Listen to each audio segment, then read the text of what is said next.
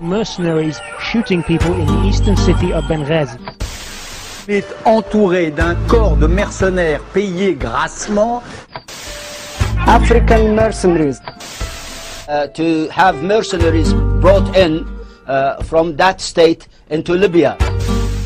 Geneviève Garrigos, présidente d'Amnesty International France, fut invitée sur le plateau de France 24 le 22 février 2011, soit le lendemain des prétendus tirs et bombardements de l'armée libyenne sur les populations civiles. Une histoire depuis démentie par de nombreux faits et témoignages. Et d'ailleurs, nous, vendredi et samedi, on avait des informations comme quoi, dans les troupes qui étaient envoyées contre ces manifestants, il y aurait eu des mercenaires étrangers, justement pour accélérer le processus de répression. Geneviève Garrigos nous dit donc disposer d'informations sur des mercenaires étrangers aux côtés de l'armée régulière libyenne. Cette information sera également présentée au Conseil des droits de l'homme des Nations Unies par le docteur Slimane Bouchiguir. Ces mercenaires semblent avoir reçu carte blanche pour piller et tuer indistinctement tout civil. Pourtant, 5 mois plus tard, et après enquête de Donatella Rovera en Libye, le discours de Geneviève Garrigos face à notre caméra sera complètement différent. Geneviève Garrigos, bonjour. Vous êtes la présidente d'Amnesty France. Je voudrais vous interroger sur plusieurs sujets. Premièrement, Donatella Rovera, conseillère sur la réaction aux crises chez Amnesty International, s'est rendue 3 mois en Libye. Elle fait état d'emprisonnement de citoyens libyens et étrangers par le Conseil national de transition. Ce dernier, nous les présentant comme des mercenaires. Que pouvez-vous nous dire à ce propos ? Bonjour. Effectivement, dès le départ de la mise en œuvre des troupes anti-Kadhafi, on a eu rumeur de mercenaires qui agiraient à la solde de Kadhafi. Or, nos chercheurs qui se sont rendus sur place très tôt, puisque c'est mi-février et ils en sont repartis fin juin, eh bien, ont constaté que dans les prisons, finalement, on ne trouvait que quelques personnes qui étaient incarcérées, et qui n'étaient même pas inculpées. Et de fait, ça a surtout été des rumeurs qui ont été colportées avec des accusations vis-à-vis de personnes qui soit étaient de peau foncée, voire noire, et qui pouvaient être des Libyens, parce qu'on oublie que les Libyens du Sud ne sont pas forcément de type arabe, ou d'autre part des étrangers, ce qui a créé une espèce de peur, de xénophobie, et certains ont été maltraités, voire battus. Bon, certains ont été emprisonnés. Et aujourd'hui, force est de constater qu'on n'a pas de preuves concrètes d'utilisation de forces mercenaires par Kadhafi. Oui, en effet, puisque votre collègue dit également qu'elle n'a pas vu du tout de mercenaires et que tout ceci est une légende colportée par les médias. Est-ce que vous confirmez cette information ? Absolument, le travail fait par Donatella, et c'est pour ça qu'on a envoyé des chercheurs très tôt sur place, était de voir si véritablement on retrouvait des mercenaires.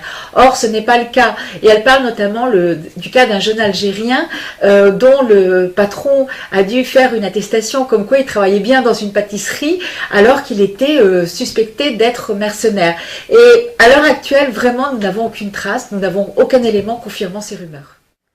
Ce qui était auparavant considéré comme une information est désormais qualifié de rumeur par le même interlocuteur. Les 5 mois qui séparent ces deux entretiens ont en effet permis à Amnesty International d'enquêter.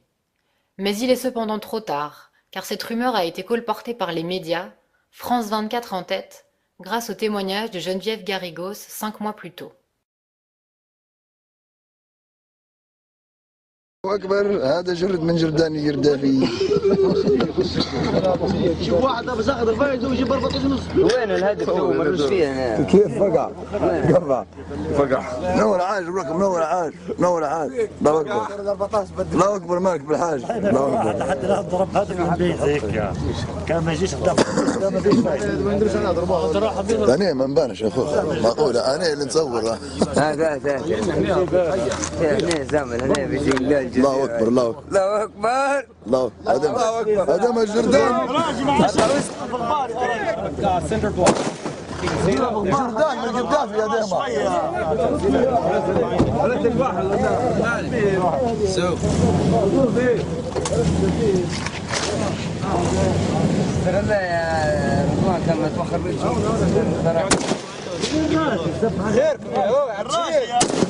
يضرب بس خلوه يعاير الفن هو يبي يعرف يعاير الفن بس. half cinder block with the water bottle sticking out of it. نبي خلينا نفهم ايش يقول يا جماعه غراجه يا جماعه. الله اكبر من المطبخ الى والله قريب يا جماعه صح عليك يا جماعه.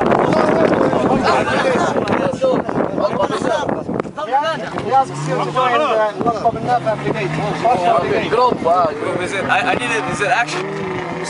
Fighters, yeah. No, Aqba bin Nafa.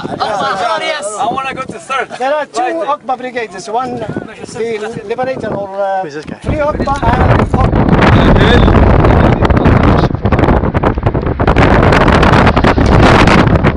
يا جماعة بالغنيمة المفتحة تمام. ده القائد محمد الهلالي، الجندي المصري أحمد محمد، دكتور بسم الله.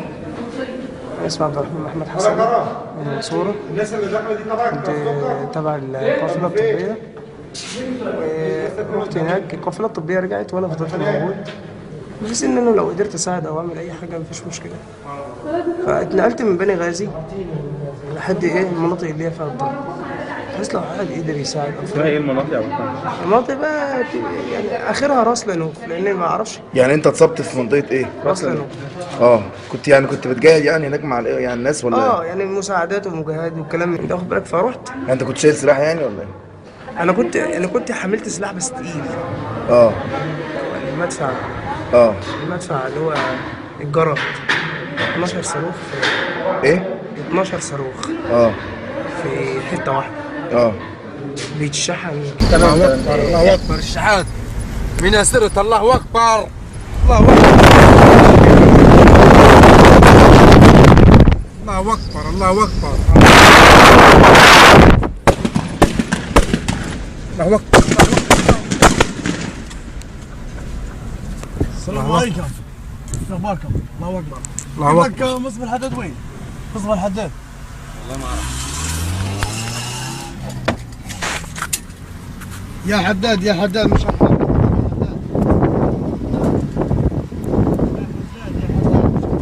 يا حداد يا حداد يا حداد من شحات ارجو الاجابه يا حداد. يا حداد يا حداد من شحات يا حداد. في حاجه جوك مش عندنا.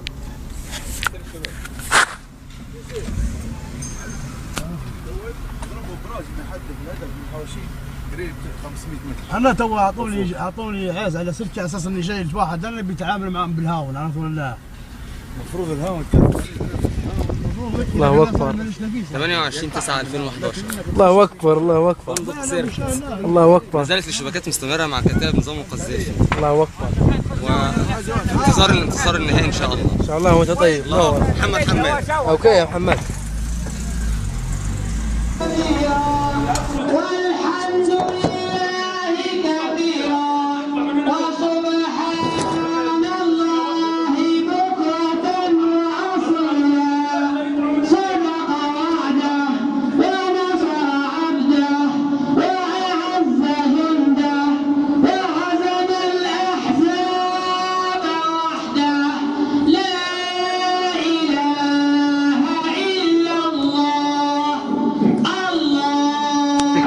Making the news. God. Here I am with the other party press station. Those are the Foreign Legion. French. No. You're American. He's French. Gaddafi has to eat Germans in his side. So I guess this is World War II all over the نخش على الحمر احنا ريتهم هالحمر يا ابويا اللي نبوهم يجونا احنا هما حتى كنت ابوي البترول رفعوه الحمر يا ابويا هما ما شاء الله عليهم صراحه جود امريكانا جود فرنسيس فايق فيري جود 100 فرنسيس كلها بترول كلها نفط كلها سيركوزي 100 اوه كويس سيركوزي اوباما 100 امريكان 100 طليانو كويس، افريقيا نو كويس، نو كويس. عبد يا ولدي، العبد يا حمر، العبد يا ابوي. خش على اللعب يا ريس، كريس يروح راجل. هو سنغال منغيروا معاكم احنا من زمان، حتى ديني منغيره بكره، باش نبيه بكره. او رجال غيروا معاكم احنا من زمان، حتى ديني منغيره بكره، باش نبيه بكره. او رجال انا مجاهد دير هيك يا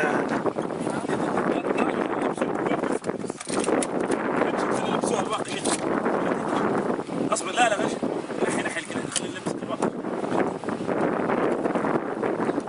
انا بديرك مجاهده مضبوطه.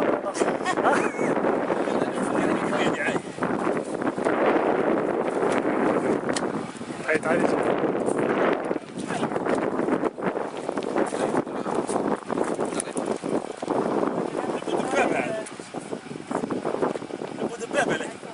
ها؟ نلتقي بالأخت المتبرعة من مدينة بريطانيا من مانشستر من لندن، متبرعة القتال اللي كان. بارتدائه الجينز والتيشيرت يبدو كريستيان وكأنه طالب جامعي أكثر من كونه أحد المقاتلين في ليبيا، غير أن الطالب الأمريكي البالغ من العمر 21 عاما اعتقد أنه من الممتع خوض تجربة القتال إلى جانب الليبيين، لذا قرر السفر إلى مصر وعبر الحدود إلى ليبيا ومن ثم إلى الجبهات وفدنا إلى هناك. ناصر شديد وهذا التقرير. عيون زرقاء في صحراء ليبيا لقتال كتائب العقيد الليبي معمر القذافي. ماثيو فان ديكي أمريكي الجنسية يبلغ من العمر 32 عاما، قدم إلى ليبيا فور بدء الانتفاضة في فبراير شباط الماضي للقتال مع الثوار ليقع في أسر كتائب القذافي.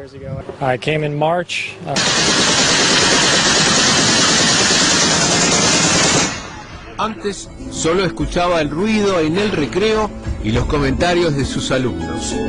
Ahora, José Emanuel Piaggesi, este maestro argentino, forma parte de los rebeldes que buscan la libertad contra Muammar Gaddafi.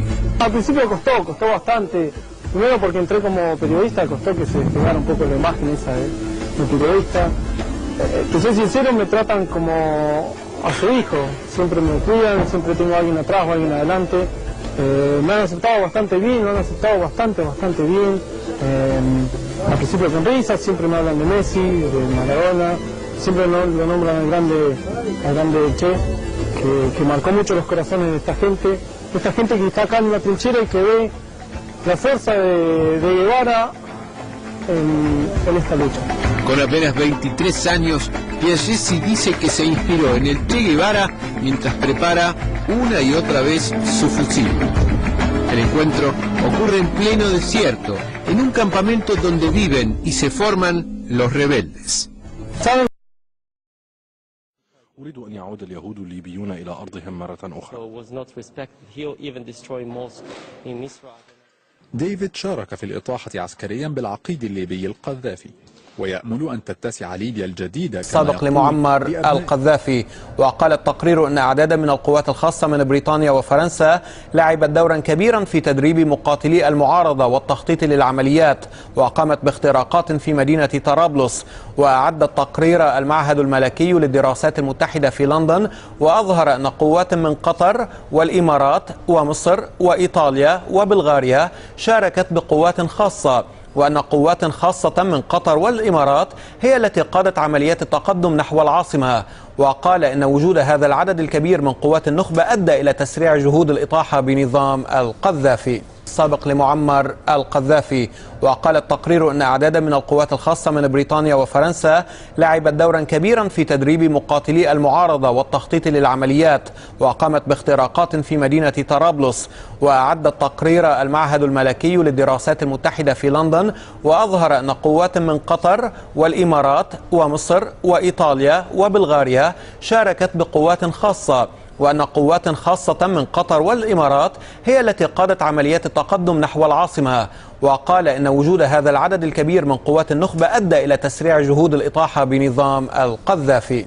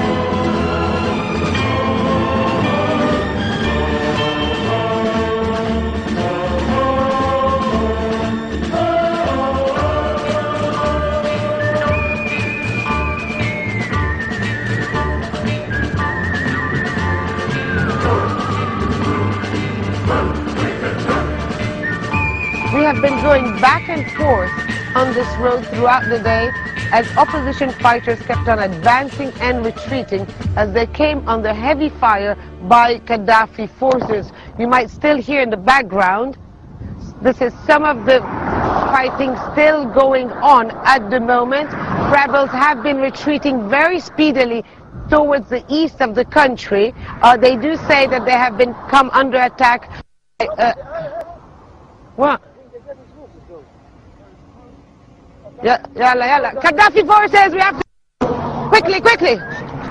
Quickly, quick! What? Yalla, yalla. Gaddafi forces, we have to... Quickly, quickly! Quickly, quick! What? Yalla, yalla. Gaddafi forces, we have to... Quickly, quickly! Quickly, quick!